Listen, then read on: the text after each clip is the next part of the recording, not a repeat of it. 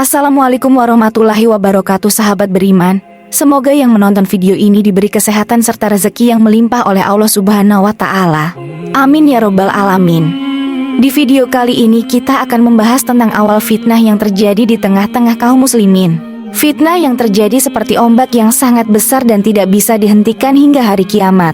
Fitnah yang sebelumnya belum pernah terjadi bahkan semenjak awal Nabi memimpin. Kemudian Umar bin Khattab hingga sampai kepemimpinan Abu Bakar radhiyallahu anhu.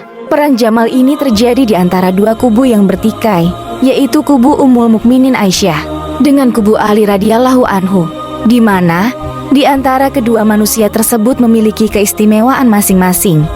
Siapa yang tidak kenal dengan Aisyah? Beliau ini istri Rasulullah Shallallahu Alaihi Wasallam. Dan siapa pula yang tidak kenal dengan Ali, yaitu Khulafaur Rasyidin yang terakhir sekaligus paman Nabi. Tentunya, perang ini tidak lepas dari api fitnah kaum Yahudi munafik. Karena bagaimana mungkin keduanya orang-orang soleh, tapi harus saling berperang. Fitnah ini berpangkal ketika terbunuhnya Utsman bin Affan, khalifah ketiga kaum muslimin, di mana peristiwa itu sangat menyayat hati kaum muslimin kala itu.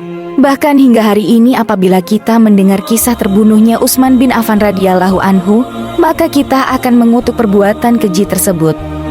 Pada saat itu beliau menginjak usia kurang lebih 83 tahun. Beliau terbunuh oleh orang-orang Khawarij yang pura-pura masuk Islam yang digawangi oleh Abdullah bin Sabak. Ketika Utsman meninggal, kepemimpinan pun digantikan oleh Ali radhiyallahu anhu. Ketika Ali sudah dibaiat menggantikan Khalifah Utsman, Talha dan Zubair pun pergi menemui Ali untuk menuntut hukum kepada siapa saja pembunuh Utsman bin Affan. Mereka harus ditangkap, diadili dan harus dikisas. Tetapi Ali radhiyallahu anhu seorang yang alim, penulis wahyu Nabi dan gudangnya ilmu. Dia tidak tergesa-gesa dan tentunya punya ijtihad sendiri. Ali tidak mau Madinah menjadi kacau, keamanan menjadi tidak stabil, sehingga Ali terpaksa menolak permintaan Talha dan Zubair radhiyallahu anhuma. Ali menghendaki persatuan kaum muslimin menjadi nomor satu. Ali berpendapat bahwa setelah kondisi aman, barulah mencari siapa pembunuh Utsman ibni Affan. Tetapi, Talha dan Zubair terus meminta kepada Ali untuk menangkap dan mengkisas pelaku pembunuhan Utsman ibn Affan. Tentu wajar sikap dari kedua sahabat tersebut, karena yang terbunuh ini bukan orang biasa. Yang terbunuh ialah manusia yang malaikat malu kepadanya. Bahkan Rasul pun malu kepadanya. Seorang lelaki yang memiliki dua cahaya di langit atau Dzunurain. Namun Ali radhiyallahu anhu menyatakan ketidaksanggupannya. Kemudian marahlah Talha dan Zubair. Dengan kecewa mereka pun pergi meninggalkan Madinah. Maka berangkatlah Talha dan Zubair menuju Mekah untuk menemui Ummul Mukminin yaitu Aisyah. Di sana, Talha dan Zubair mengadu kepada Ummul Mukminin agar segera menangkap dan adili para pembunuh Utsman radhiyallahu anhu. Mereka berkata bahwasanya Ali tidak mau mengadili dan mengkisas pelaku pembunuhan Utsman karena suatu dan lain hal.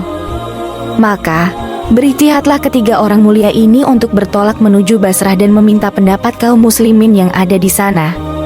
Mendengar pergerakan ketiga manusia mulia itu, Ali yang kala itu berada di Madinah hendak berangkat juga. Tetapi ketika itu Ali dilarang oleh putranya, yaitu Hasan ibn Ali dengan alasan jangan meninggalkan kota Madinah. Dikhawatirkan apabila ibu kota kosong dari kepemimpinan, akan timbul masalah baru. Tetapi Ali tetap ingin berangkat juga dengan membawa pasukan banyak. Ali dan pasukannya pun sampai di Kufah. Sementara Aisyah, Talha, dan Zubair berada di Basrah. Kemudian singkat cerita, sepakatlah orang-orang mulia ini untuk berjumpa dan membicarakan tentang masalah terbunuhnya Utsman bin Affan. Kala itu, Ali mengutus Kokok ibn Amr at-Tamimi untuk berjumpa dan melakukan perdamaian dengan Ummul Mukminin Aisyah, Talha dan juga Zubair. Maka berangkatlah suruhan Ali ini tadi dan berjumpa dengan Ummul Mukminin pada malam hari dan mengemukakan bahwa pendapat Ali seperti ini dan itu. Sebaliknya, pendapat Anda ini dan itu. Setelah berdebat, akhirnya mendapatkan titik temu antara dua kubu. Keduanya pun bisa tidur nyenyak malam itu karena sudah menemui kesepakatan. Rupanya, malam itu ada yang tidak suka kedua kubu ini berakhir mufakat. Mereka adalah orang-orang munafik yang dipimpin oleh Abdullah bin Sabak. Mereka mulai membuat riak-riak di tengah dua pasukan dan berkata, "Lihat, bagaimana mungkin Talha dan juga Zubair hendak melawan Ali. Jangan-jangan mereka hendak merebut kekuasaan Ali." Bermacam-macam perkataan fitnah dan juga provokasi yang dilontarkan Abdullah bin Sabah kala itu. Akhirnya, kaum munafik ini berupaya untuk memprovokasi dan memecah belah umat muslim kala itu. Yang satu masuk ke kelompok Aisyah, Talha, dan juga Zubair. Dan yang satunya lagi masuk ke kelompok Ali yang berada di Kufah. Kemudian sebelum fajar menyingsing, pasukan yang disisipkan kaum munafik tadi membuat ulah. Mereka membunuh pasukan yang dibawa oleh Ummul Mukminin yang berada di Basrah. Dan yang sebagiannya lagi membunuh pasukan Ali yang berada di Kufah. Kedua kubu ini pun bersuuzon saling menyalahkan dan berkata, jangan-jangan mereka hendak membunuh kami. Maka pada malam itu, berhadap-hadapanlah kedua pasukan ini. Dan pada saat itu, terjadilah perang di antara dua kubu tersebut. Padahal, di antara dua kubu ini yaitu pasukan Ali dan juga pasukan Aisyah tidak hendak berperang. Keduanya sudah menemui solusi untuk pembunuhan Utsman bin Affan. Tetapi pasukan Abdullah bin Sabak yaitu orang-orang munafik telah menyusup di antara dua kubu dan mengadu domba pasukan yang notabene-nya para sahabat-sahabat Nabi Shallallahu Alaihi Wasallam. Perang hebat pun terjadi pada malam itu. Kemudian sampailah kabar peperangan ini kepada Ali dan juga Aisyah Ummul Mukminin. Kedua pemimpin ini berusaha mendamaikan peperangan tersebut supaya jangan berlanjut. Tetapi karena kondisi di malam hari dan orang sudah termakan fitnah kaum munafik tadi, sehingga perang ini sulit untuk dihentikan. Salah seorang sahabat pergi mengadu ke Aisyah agar Aisyah datang ke peperangan dengan maksud menghentikan perang itu. Lalu Aisyah datang ke pertempuran tersebut dengan menaiki unta. Maka bergeraklah Aisyah menuju ke pasukan. Namun apalah daya, perang sudah terjadi.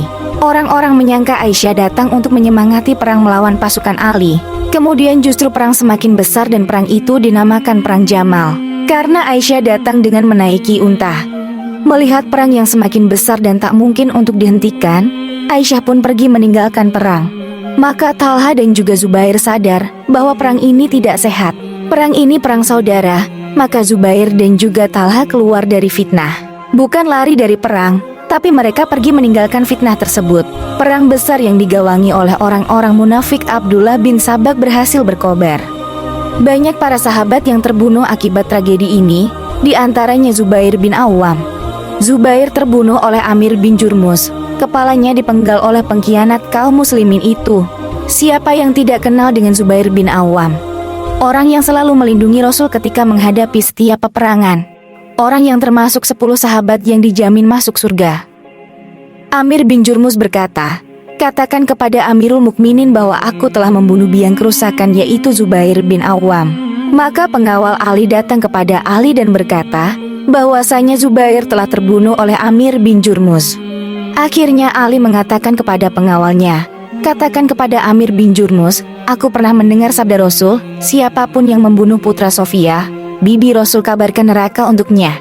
Ibn Jurmus yang mendengar hal itu pun lari dan bersembunyi karena takut akan dibunuh. Maka Ali pun sedih, Ali menangis seolah tak percaya.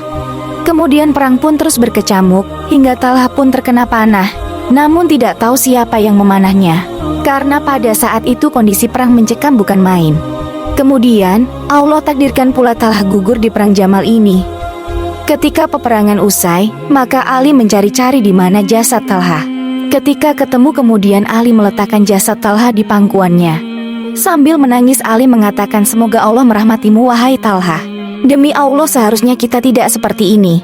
Kemudian Ali mendoakan jasad Talha. Ketika perang usai, mereka tentara yang dari Mekah kembali bersama Ummul Mukminin yaitu Aisyah. Fitnah yang luar biasa.